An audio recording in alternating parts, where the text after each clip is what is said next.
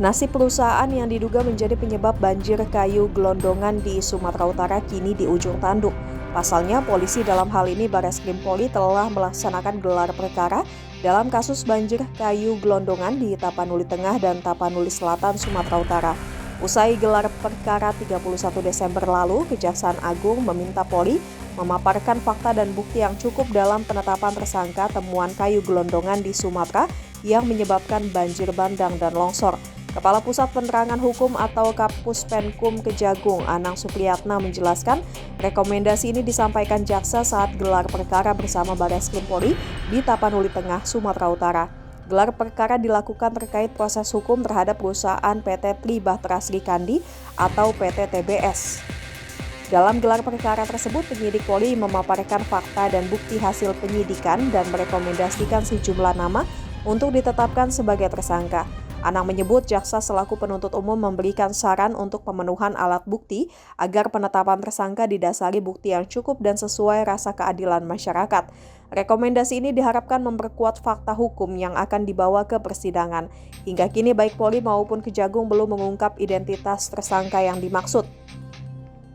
Anang menjelaskan gelar perkara yang melibatkan penyidik dan jaksa merupakan implementasi pasal 58 hingga 62 Kitab Undang-Undang Hukum Acara Pidana atau KUHP baru. Sementara itu, Direktur D pada Jaksa Agung Muda Bidang Tindak Pidana Umum atau Jampidum Kejagung, Sugeng Lianta menerima surat pemberitahuan dimulainya penyidikan atau SPDP dari Bareskrim Polri terkait dugaan peristiwa pidana lingkungan hidup. SPDP yang diterima ini merujuk pada sebuah korporasi bernama PT Tribahtera Srikandi atau TBS, perusahaan di bidang kelapa sawit di Kecamatan Sibabangun, Tapanuli Tengah. Berdasarkan gelar perkara yang dilakukan Jampidum Kejagung dengan Bareskrim Polri, kegiatan PT TBS menjadi salah satu penyebab terjadinya banjir bandang yang melanda 3 desa di Batang Toru, masing-masing Garoga, Huta Godang, dan Aek Ngadol. Dari hasil investigasi penyidik, Bareskrim Polri ditemukan ada 110 bukaan hutan di daerah aliran sungai atau Das Garoga. 4 diantaranya milik PT TBS masing-masing berada di kilometer 6 dan kilometer 8. Artinya masih ada 106 bukaan lahan lagi yang hingga kini masih belum diketahui kepemilikannya. Sejauh ini Jampidum Kejagung masih menerima 1 SPDP dari penyidik Bareskrim untuk terlapor PT TBS. Sebagai Direktur D pada Jampidum, ia memastikan akan memimpin langsung supervisi penanganan perkara guna menjamin proses hukum berjalan objektif dan keadilan bagi para korban dapat terwujud. Sugeng menyebut dalam SPDP yang diterima Kejagung, PT TBS dikenakan pasal 98 ayat 3 Undang-Undang Nomor 32 Tahun 2009 tentang perlindungan dan pengelolaan lingkungan hidup. Diketahui PT TBS merupakan perusahaan perkebunan kelapa sawit berdasarkan Akta Pendirian Dasar Nomor 13 pada tanggal 18 Desember 2007.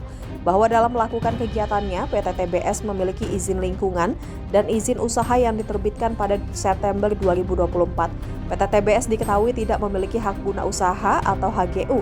PT TBS dengan sengaja melakukan kegiatan usaha kelapa sawit dengan membuka lahan seluas 277 hektar, 78 hektar sudah ditanami.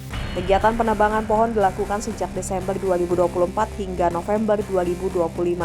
Seluas 21,6 hektar sawit ditanam dengan kondisi kontur tanah mengalami kemiringan 30 hingga 50 derajat, sehingga dalam pelaksanaannya PT TBS membangun kelapa sawit dengan sistem terasering.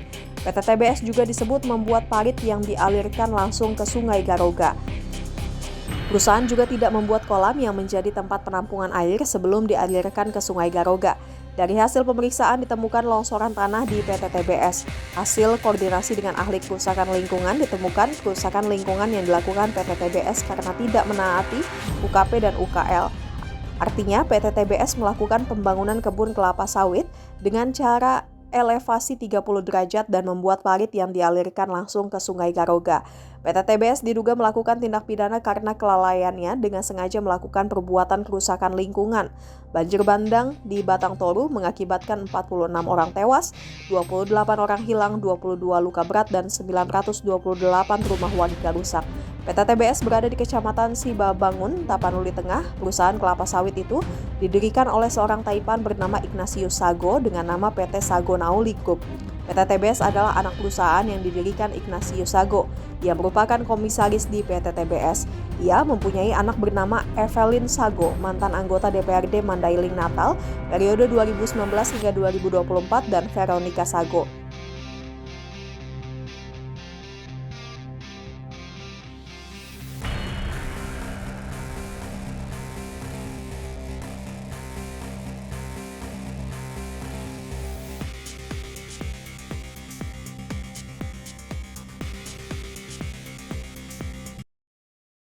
Jangan lupa subscribe ya!